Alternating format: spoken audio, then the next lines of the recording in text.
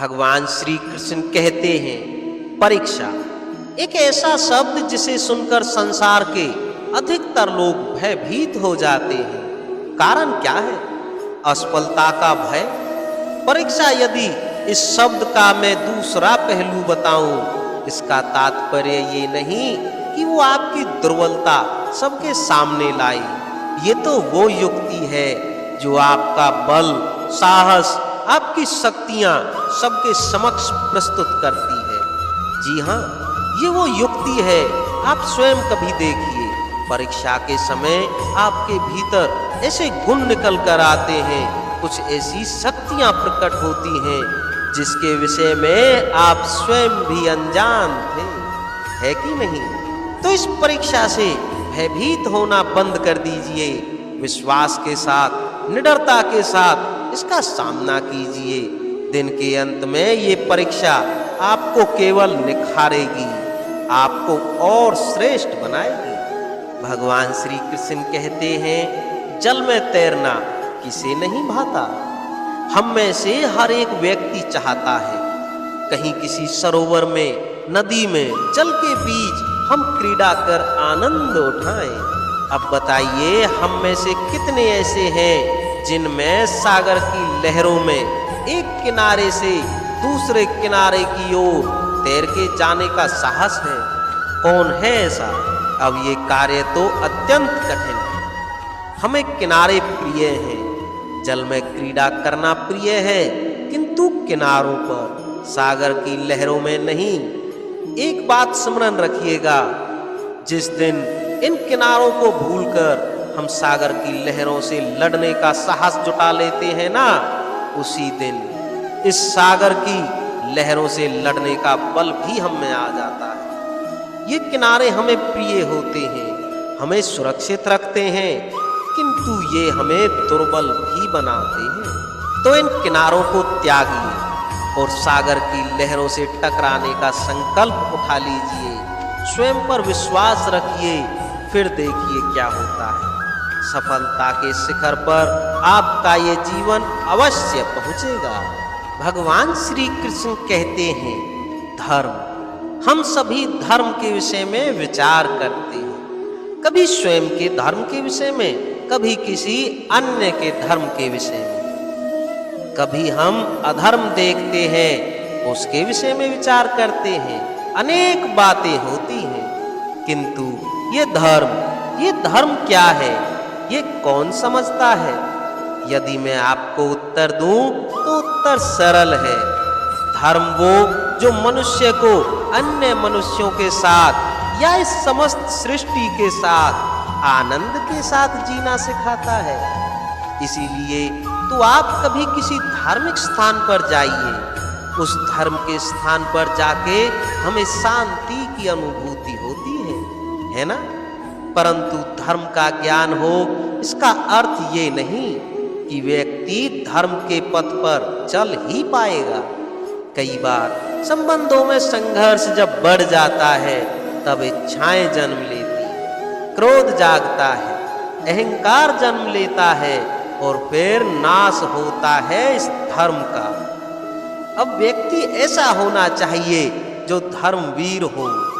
जो व्यक्ति धर्मवीर होगा, अपने धर्म पर अटल रहेगा, और जो अपने क्रोध पर नियंत्रण रखेगा, अहंकार नहीं करेगा, अपनी इच्छाओं को अपने वश में रखेगा, वही व्यक्ति इस संसार से लुप्त होकर विष्णु धाम यानी मेरे धाम यानी मेरी शरण प्राप्त करेगा। भगवान श्री कृष्ण कहते हैं, संबंधी कौन होता है? वही जो सुख दुख में साथ निभाए, वही जो विपदा के समय आपके साथ आकर खड़ा हो जाए। अब मेरा एक प्रश्न है आपसे, सबसे प्रगाढ़, आवश्यक और महत्वपूर्ण संबंधी कौन है? विशेष रूप से विपदा के समय। कोई कहेगा माता, कोई कहेगा पिता, कोई कहेगा भाई बहन आदि इत्यादि। सोचिए, अब आप बड़े हो चुके हैं, आप घर से दूर जा चुके हैं, पेट भरने के लिए अब आपको प्रतिदिन प्रयास करना पड़ता है। ऐसे समय यदि आपके जीवन में समस्या आ जाए तो कब आपकी सूचना उन तक पहुंचेगी, कब वो आपकी सहायता के लिए आ पाएंगे। ऐसे समय में सबसे महत्वपूर्ण संबंधी होता है आपका आस पड़ोस, क्योंकि वही आपके सबसे निकट है। आप कभी जांच कर देख लीजिए, आपके उसके साथ लाख मतभेद क्यों ना हो, पड़ोसी को पीड़ा में देखकर सबसे पहले सहायता के लिए वही आता है। तो अपने पड़ोसियों के साथ संबंध अच्छे बनाए रखिए, केवल स्वार्थ के लिए नहीं, ये शांति का भी आधार है। यदि ये संबंध अच्छे रहेंगे तो ना तो बात बात पर बैर होगा और ना ही मतभेद होंगे। भगवान श्री कृष्ण कहते हैं, बांटना या बंटवारा हर एक मनुष्य के जीवन में अवश्य होता है और कई बार जीवन में आवश्यक भी होता है, किंतु बांटने की मंशा से कहीं अधिक महत्वपूर्ण है कि इस आधार पर ये बंटवारा हुआ है। कई बार ये बंटवारा शांति का प्रतीक होता है, कई बार ये बंटवारा क्रांति ला देता है, ऐसी क्रांति जो महायुद्ध तक जाती है। बंटवारा चाहे संपत्ति का हो या भिक्षा का, शिक्षा एक ही है। जीवन में बंटवारा कई बार होता है, किंतु जहां तक हो सके इसे टाल दीजिए, साथ मिलकर आगे बढ़िए, क्योंकि बंटवारा जो है वो बांटता है, वहीं एकता आपको आगे ले जाती है। भगवान श्री कृष्ण कहते हैं, प्रतिज्ञा छोटा सा शब्द, किंतु इसमें शक्ति अत्यंत अधिक होती है।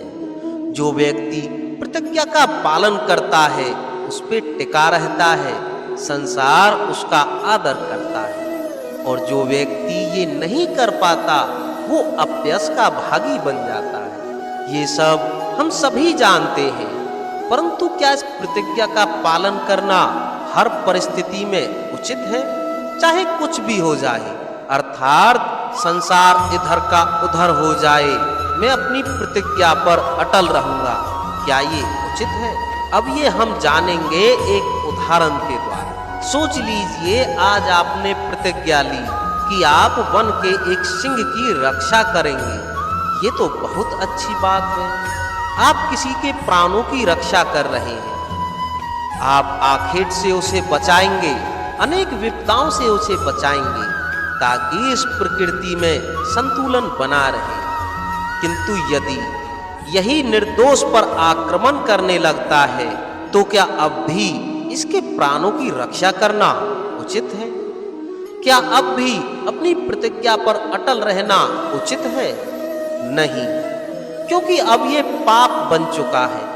कोई भी प्रतिज्ञा, कोई भी वचन यदि इस प्रकृति के विध्वंस में सहायक है, यदि इस संतुलन को बिगाड़ रहा है, तो उसे वहीं तोड़ना उचित है।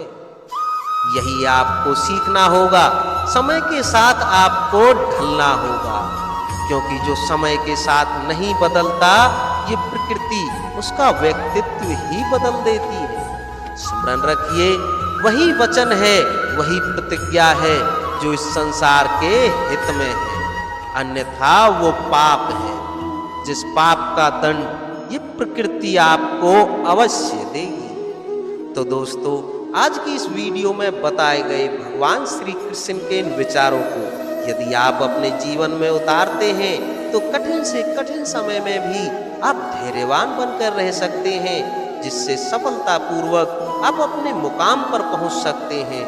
तो दोस्तों, फिर मिलते हैं नेक्स्ट वीडियो में, तब तक के लिए जय श्री कृष्णा।